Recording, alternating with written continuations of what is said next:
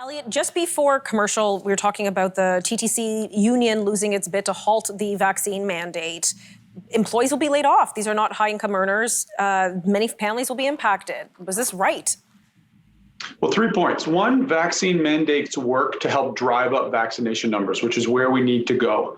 Two, as you see across North America, the numbers that we hear in the press tend to shrink considerably after you start to sort of get a little bit tougher on saying, well, you're going to have to leave your job. You saw that with the New York City Workers Union as well, yes, and the police union.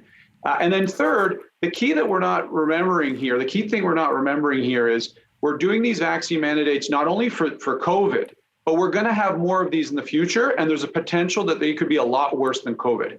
This is about getting ready for the next pandemic as well. We need to be getting comfortable and familiar with these processes so that the next time it comes around, we do it a lot more quickly. But to me, when I hear you say that, I read that we need to be conditioned properly because you need to be ready for the next one. You need to be able to do what the government says when. I mean, some of these people really have bona fide creed concerns. They may not be comfortable from healthcare reason, one way or the other. They may have received medical advice.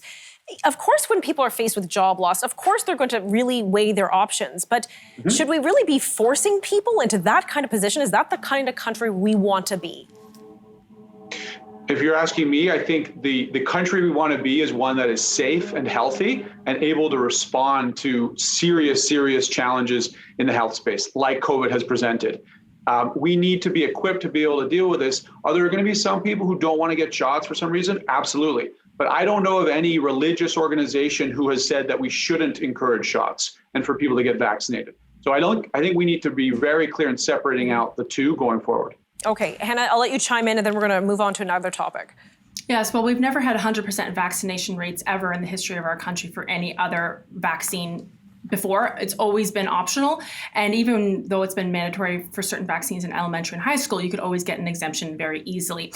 I don't know how we went from 2 weeks to slow the spread of locking down to like, if you don't get this shot and it's all subsequent boosters, you will lose your job. And we have to prepare for future pandemics. That sounds very dystopian and not like someone from a free society would say. So either we have to decide we're going to be completely totalitarian like China and like some other countries, North Korea, or we're going to still continue to be a free society like we pride ourselves here in North America, where people have choice. They have choice over their body. We have mobility rights. And I think the direction that Canada is heading with these mandates, especially because as Elliot is indicating there, it is paving the way for further mandates, which is totalitarianism. You can't say you live in a democracy anymore and have the facade of a democracy if you're going to say that people have to be injected with something or else they cannot participate in society. That's what China does. That's not what Canada does or should do.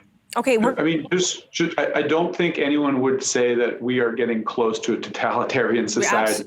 Well, I mean, but you can't get a job, you can't get EI, you can't travel, you can't do all these things if you do not want a particular vaccine. Like, that's not what you do in a free country. There's choice. And there's 86% of Canadians 12 and older have gotten the vaccine. Why can't we leave the 12 or 14% alone, especially because we've reached herd immunity here in Canada? We've reached herd immunity.